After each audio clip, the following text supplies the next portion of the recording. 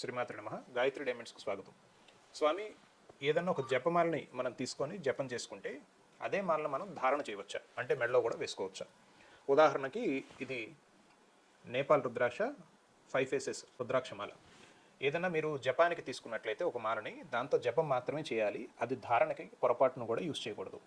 ఒకవేళ మీరు ధారణకి తీసుకుంటే అంటే మెడలో వేసుకుంటే ఆ మాలతో పొరపాటును కూడా జపం చేయకూడదు.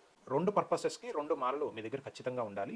మీరు ధరించాలి అని అనుకుంటే దాన్ని వెండిలో లేదా రాగిలో తయారు చేయించుకొని ధారణ చేయవచ్చు.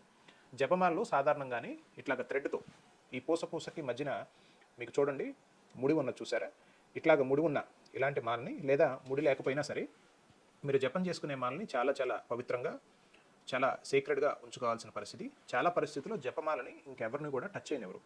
కాబట్టి ఎవరైతే జపానికి సంబంధించిన మాలలో తీసుకుంటున్నారో వారు పొరపాటును కూడా మెడలో ధరించరాదు. ఇది ఒక ప్రధాన సూచన, అందరూ గమనించండి, గుర్తు